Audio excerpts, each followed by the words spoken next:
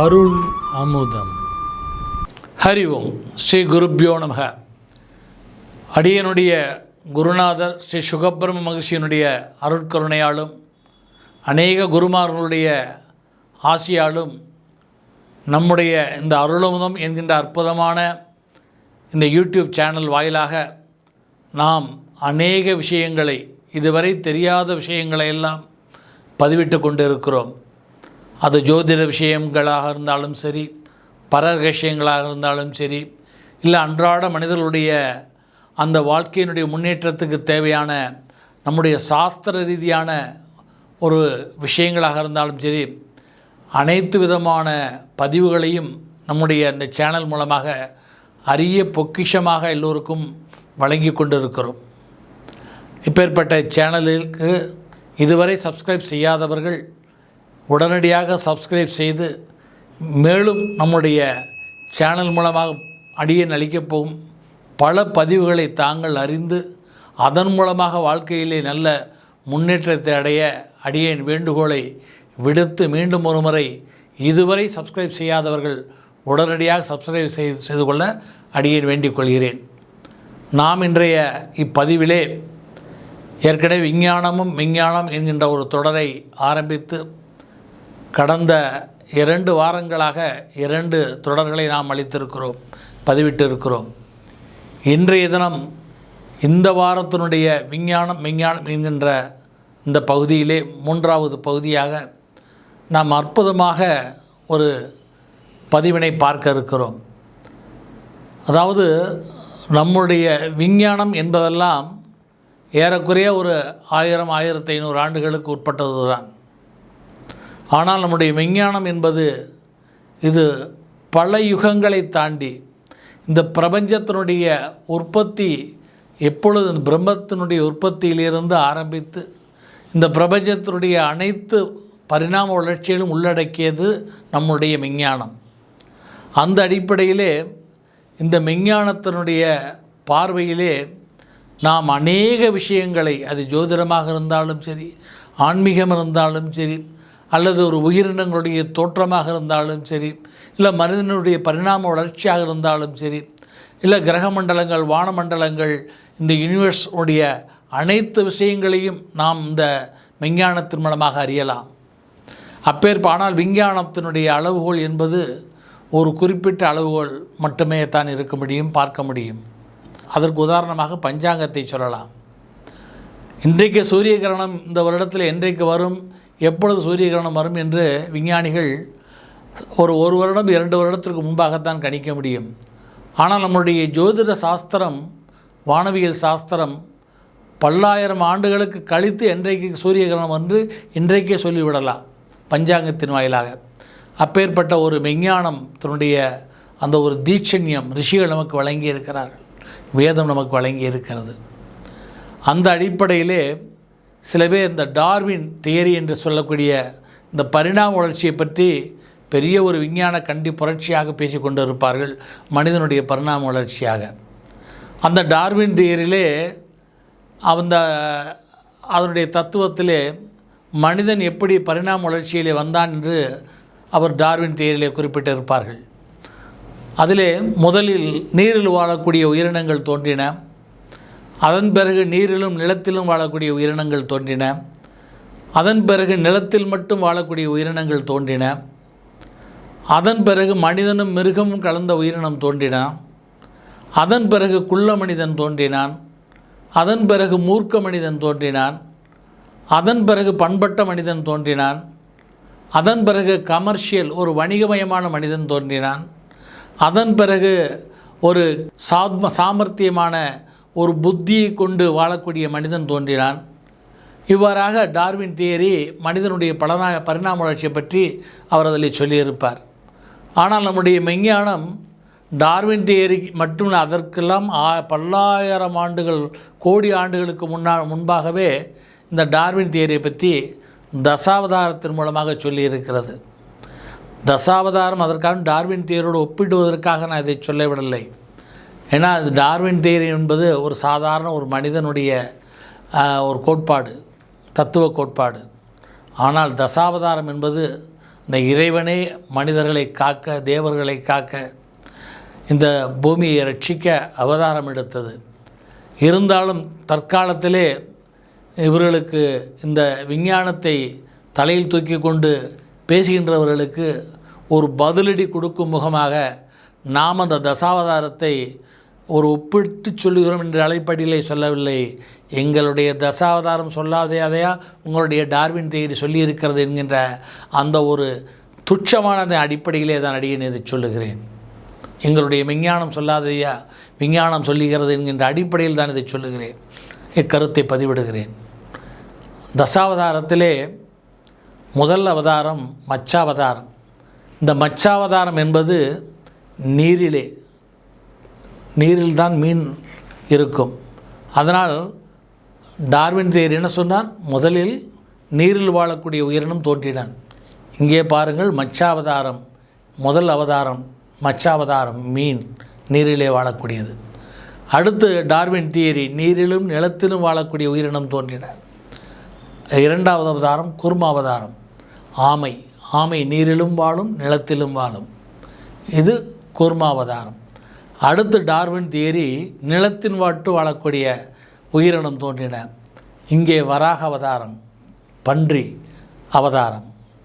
அடுத்து டார்வின் குறிப்பிடுகிறார், மனிதனும் மிருகமும் கலந்த மனிதன் தோன்றினான் அப்படின்னு சொல்ல பரிணாம வளர்ச்சியில்.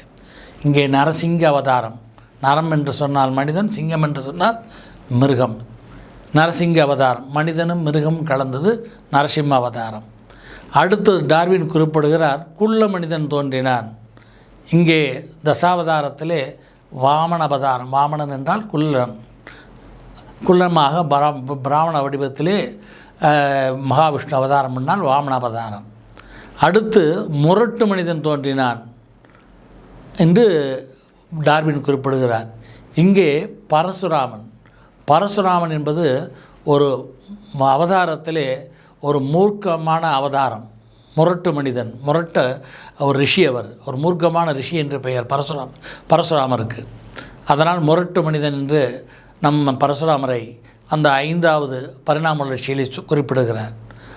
6வதாக, அதாவது ராமாவதாரத்தை டார்வின் தேர் பண்பட்ட மனிதன் தோன்றினான் என்று டார்வின் குறிப்பிடுகிறார்.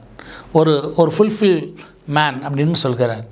இங்கே நாம் ராமாவதாரத்தை சொல்கிறோம், அறத்தின் நாயனாக, ஒரு தெய்வமாக இருந்தாலும் கூட மனிதனாக பிறந்து மனிதன் எப்படி வாழ வேண்டும் என்கின்ற ஒரு பண்பட்ட மனிதனாக, ஒரு அறத்தின் நாயனாக, ஒரு முழுமை பெற்ற மனிதனாக வாழ்ந்து காட்டியவன் ராமன். எனவே அந்த பண்பட்ட மனிதன், ஃபுல்ஃபில் மேன் என்று டார்வின் குறிப்பிடுகிறாரே, அதை நாம் ராமாவதாரத்தில் அதுக்கு சான்றாக இருக்கிறது. அதற்கடுத்தாக ஒரு கமர்ஷியல் மேன் தோன்றினான் என்று டார்வின் தியரி கூப்பிடுகிறார்.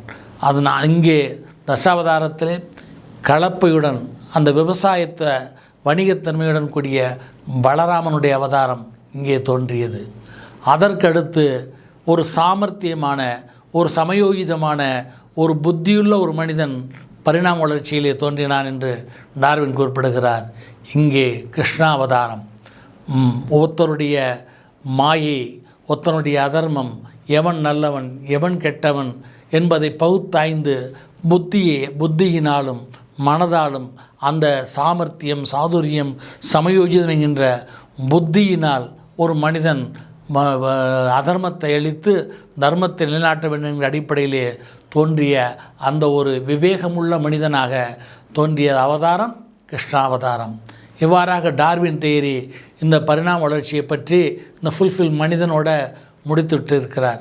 ஆனால் நம்முடைய தசாவதாரம் இன்னொரு அடுத்த மனிதன் எப்படி இருப்பான் என்பதற்கு கல்கி அவதாரத்தை குறிப்பிடுகிறது. டார்வின் தியரி இன்றைக்கு வரைக்கும் மனிதன் எவ்வாறு பரிணாம வளர்ச்சி அடைந்தான் என்று 9 நிலைகளை மட்டும்தான் டார்வின் தியரியிலே அவர் குறிப்பிட்டிருக்கிறார். ஆனால் நம்முடைய மெஞ்ஞானம் 10வதாக இனிமேல் வரக்கூடிய மனிதன் எப்படி இருப்பான் என்றும் நம்முடைய மெஞ்ஞானம் கூறியிருக்கிறது. அதற்கு இந்த கல்கி அவதாரம், இதனை நம்முடைய அவதாரத்திலே இனிமேல் எடுக்கக்கூடிய அவதாரம் கல்கி அவதாரம் என்று நம்முடைய மெஞ்ஞானம் சொல்லுகிறது. அப்போ இனிமேல் வரக்கூடிய மனிதர்கள் எப்படி இருப்பார்கள் என்பதற்கு சான்று கல்கி அவதாரம். அந்த மனிதன் எப்படி இருப்பான் என்பதை கல்கி அவதாரம் கூறுகிறது. உதாரணமாக இந்த கல்கி அவதாரத்தை சொல்கின்ற பொழுது கல்கி பகவான் ஒரு குதிரையின் மேல் ஏறி அவர் வருவதாக நம்முடைய புராணங்களிலே கல்கி புருஷனுடைய அவதாரத்தை சொல்லியிருக்கிறது.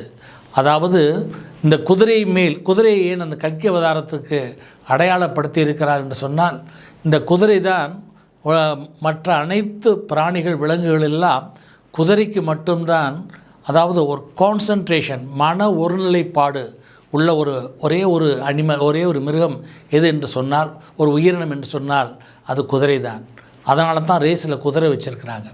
இப்போ மற்ற ரேஸில் வேறு ஏதாவது மிருகங்களை ரேஸில் வச்சா இவர்கள் எல்லோரும் கைத்தட்டி ஆரவாரம் பண்ணி ஒரு பேண்டு கோஷம் போட்டு கத்தி கோப்பாடு போட்டால் மற்ற மிருகங்கள்லாம் மிரண்டுரும். ஏன் வெடி சப்தம் கேட்டால் கூட குதிரை மிரளாமல் ஓடிக்கொண்டிருக்கும். எத்தனை கோடிக்கணக்கான பேர், லட்சக்கணக்கான பேர் அந்த ஆடிட்டோரியத்திலிருந்து மைதானத்திலிருந்து கத்தினாலும் குதிரை எதையும் காதில் வாங்கி கொள்ளாமல் தான் மட்டும் தான் பாதையிலே ஓடிக்கொண்டிருக்கும். அந்த குதிரைக்கு மட்டும்தான் அந்த மன ஒருநிலைப்பாடு உள்ள சக்தி குதிரைக்கு உள்ளது. இந்த எதை பற்றியும் பார்க்காமல் என் மன சிதைய விடாமல், இந்த பார்வையை சிதைய விடாமல் தான் நிலையில் தான் ஓடிக்கொண்டே இருக்கும். அப்பேற்பட்ட ஒரு நிலை இந்த குதிரைக்கு மட்டும் உண்டு. அதனால தான் இன்றைக்கும் பத்ரிநாத், கேதார்நாத், ரிஷிகேஷ் போன்ற இடங்களெல்லாம் ரொம்ப அந்த காலத்தில், இன்றைக்கு பஸ் வசதிகள்லாம் வந்து விட்டது. இன்றைக்கும் கூட கேதார்நாத், அமர்நாத் போகிறலாம் குதிரையில் தான் போவாள். இந்த குதிரை சின்ன பாதையாக இருக்கும், ஒடுக்கமான பாதை, அதில் ஒரு மனிதன் நடப்பதே கஷ்டம். ஆனால் இந்த குதிரை மேலே ஏறி போகின்ற பொழுது அந்த குதிரை ஒரு பக்கம் ஒரு ஸ்டெப்பு தள்ளி வச்சாலும் அதில் பாதாளம் 10,000 அடி பள்ளத்தில் விழ வேண்டியதான். ஆனால் குதிரை ஒரு ஸ்டெப்பு கூட நகலாமல் அதே பாதையிலே, அந்த சின்ன பாதையிலே அந்த குதிரை கரெக்டாக எட்டு வைத்து போய்கொண்டு இருக்கும். இந்த குதிரைக்கு மட்டும்தான் அந்த மன ஒருநிலைப்பாடோடு இருக்கிறதுனால தான் அந்த யாத்திரையின் போது குதிரையின் மேல் ஏறி அந்த அமர்நாத், கேதார்நாத் போன்றவர்கள் செல்வார்கள். அவ்வாறு இந்த குதிரைக்கு, அதனால தான் தெய்வங்களிலே ஹயக்ரீவ அவதாரம், ஹயக்ரீவரை பற்றி சொல்லும்போது அவர் குதிரை முகத்தோடு இருப்பார்.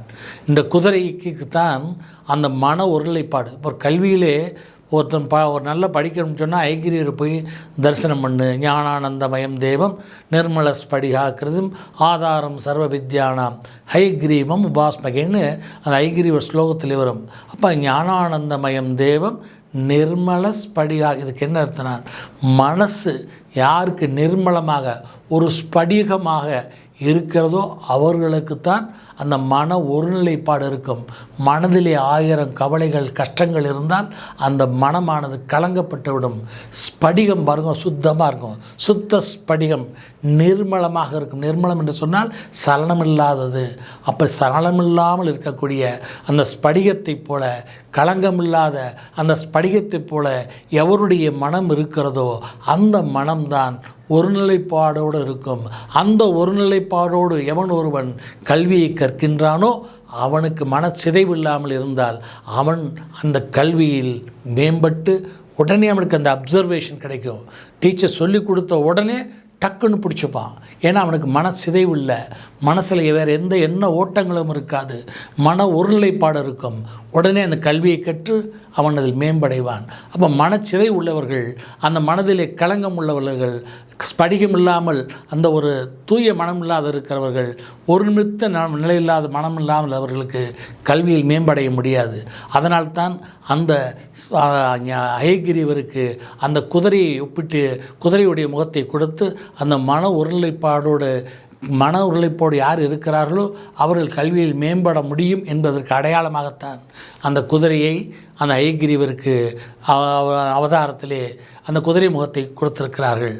அதற்கு அடுத்தபடியாக நாம் இந்த கலியுகத்திலே இந்த குதிரையை ஏன் அந்த கல்கி அவதாரத்துடன் ஏன் ஒப்பிட்டு இருக்கிறார் என்று சொன்னால், கல்கி அவதாரம் இந்த குதிரை என்று சொன்னேன்னா, கலியுகத்திலே மனிதர்கள் குதிரையைப் போல் அவர்கள் தான் மட்டும் தன்னுடைய சுயநலம் மட்டுமொழியக்கூடிய ஒரு வாழ்க்கை முறையை அவர்கள் அமைத்து கொள்வார்கள்.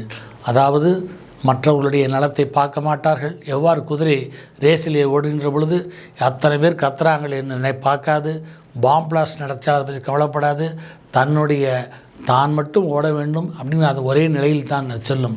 அதேபோல் மற்றவர்களை பற்றும் கவலைப்படாமல், இந்த உலகத்தை பற்றி கவலைப்படாமல், நாட்டை பற்றி கவலைப்படாமல், தன்னுடைய உறவினர்களை பற்றி கவலைப்படாமல், தன்னுடைய உடன் பிறந்தவர்களை பற்றி கவலைப்படாமல், தன்னுடைய தாய் தந்தையரை பற்றி கவலைப்படாமல், ஒரு மனிதனானவன் மனம் அந்த குதிரையைப் போல் சுருங்கி அவனுடைய மனோநிலை தன்னுடைய சுயநலம் என்கின்ற அந்த ஒரு நலத்தை மற்றும் அந்த ஒற்றை புள்ளியிலே அவன் சுருங்கிவிடும். அவனுடைய மனம் சுருங்கி அவன் அந்த குதிரையைப் போல் வாழ ஆரம்பித்து விடுவான். ஆரம்பிக்கின்ற பொழுது அதுதான் கலியுகத்தினுடைய முற்றிய நிலை. மனம் ஒருவருக்கு அந்த குதிரையைப் போல் எதை பற்றியும் கவலைப்படாமல், எதை பற்றியும் சிந்தனை பண்ணாது எவ்வாறு குதிரை தான் ஓட வேண்டும் என்கின்ற ஒரு சிந்தனையில் ஓடுகிறதோ, அதே போல் நாட்டை பற்றி கவலைப்படாமல், உலகத்தை பற்றி கவலைப்படாமல், உற்றாரை பற்றி கவலைப்படாமல், உறவினரை பற்றி கவலைப்படாமல், இன்னும் சொல்லப்போனால் தன்னை பற்றி தன்னுடைய மனைவியை பற்றும் கவலைப்படாமல், இன்னும் பிற்காலத்திலே தன்னுடைய குழந்தைகள் நலனையும் மறந்து, குழந்தைகள் தன்னுடைய மனைவியினுடைய நலத்தை மறந்து தன்னுடைய சுயநலத்தை மட்டுமே கொண்ட நிலையிலே மனிதன் வருகின்ற பொழுது அதுதான் கல்கி அவதாரத்தினுடைய முற்றிய நிலை. அந்த நிலை வருகின்ற பொழுதுதான் இந்த உலகத்திற்கு அழிவு ஏற்படும். எனவே இனிமேல் வரக்கூடிய மனிதன் எவ்வாறு இருப்பான் என்று சொன்னால், இந்த குதிரையைப் போல் தன்னுடைய சுயநலத்தை மட்டும் கொண்ட மனிதர்கள் மனிதர்களாக இனிமேல் இருப்பார்கள். அந்த நிலையை குறிப்பிட்டுத்தான் நம்மளுடைய மெஞ்ஞானம் இந்த கல்கி அவதாரம் என்பது குதிரையை போன்று மனிதர்களுடைய மனநிலை வருகின்ற பொழுது அதே குதிரையின் மேல் ஏறி இந்த உலகத்தை அழிக்க வேண்டும் என்கின்ற ஒரே சிந்தனையுடன் பகவான் அவதரித்து அங்கே நல்லவர்கள் கெட்டவர்கள் என்று பார்க்காமல் எல்லோரையும் அழிக்க வேண்டும். ஏனென்று சொன்னால் அதர்மத்திற்கு துணை போகின்ற நல்லவர்கள் கூட அவர்களும் அதர்மத்துக்கு துணை சார்ந்தவர்களாகத்தான் நம்முடைய சாஸ்திரம் சொல்லுகிறது. நான் 1000 கோயிலுக்கு போகலாம், 1000 தெய்வங்களை வழிபடலாம், நான் நல்லவளாக வாழலாம், ஆனால் என்னை சுற்றி ஒரு அதர்மம் நடக்கின்ற பொழுது நான் அதை கண்டும் கவனிக்காமல் இருந்தால் நானும் அந்த அதர்மத்திற்கு துணை போன ஆகிவிடுவேன். இந்த அடிப்படையிலே தான் கல்கி அவதாரத்தை பகவான் எடுக்கின்ற பொழுது எல்லோரும் சுயநலவாதிகளாக இருக்கின்ற பொழுது பொதுநலவாதிகளும் அதை கண்டும் காணாமல் தாங்கள் தியாக உணர்வோடு அதை கண்டிக்காமல் விட்டுவிட்டால் அவர்களும் தண்டனைக்கு உள்ளாவார்கள் என்கின்ற அடிப்படையிலே இனிமேல் வரக்கூடிய இந்த உலகமானது மனிதர்களாவது குதிரையை போன்ற அந்த ஒருமித்த சுயநலமுள்ள மனிதர்களாக வாழ்வார்கள், வருவார்கள். அப்பொழுது இந்த கல்கி அவதாரம் இறைவன் எடுத்து இந்த உலகத்தை அழிப்பான் என்கின்ற நம்மளது விஞ்ஞானம் சொல்கிறது. எனவே இந்த விஞ்ஞானத்திலே டார்வின் தியரி இதுபோல் எத்தனை தியரிகள் வந்தாலும் சரி அத்தனைக்கும் நம்மளுடைய விஞ்ஞானத்திலே பதில் இருக்கிறது. இன்றைக்கும் பார்த்தீர்கள் என்றால் கணிதத்திலே மிக குறைந்த எண் எது என்று கேட்டால் இன்றைக்கு வரைக்கும் விடை கிடையாது. அதிகமான எண் ஒன்றை சொன்னால் அதனுடன் +1 ஒரு ஒன்றை சேர்த்து விட்டால் அதுதான் அதிகமான எண். அப்போ அதிகமான எண் என்று எதுவும் கிடையாது. குறைந்த எண் என்று 0 என்று வைத்துக்கொண்டால் -0 -1 சேர்த்து விட்டால் அதோட குறை அதுவும் வந்துவிடும். எனவே அதிகமான கணிதத்திலே ஒரு முழுமையான கணிதமும் இல்லை, முழுமையான விஞ்ஞானம் இன்றைக்கு வரைக்கும் கிடையாது. ஆனால் விஞ்ஞானம் ஆதியும் அந்தமும் இல்லாதது, முழுமையானது. இதிலே எல்லா விதமான விஞ்ஞானம் எல்லாம் இதற்குள் ஒரு சிறு புள்ளியாக அடங்கி இருக்கும்.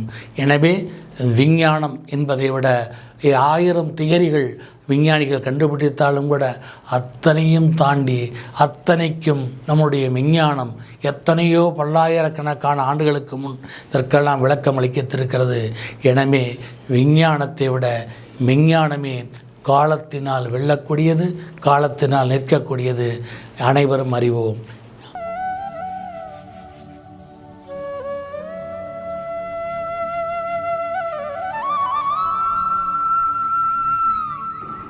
அருள் அமுதம்.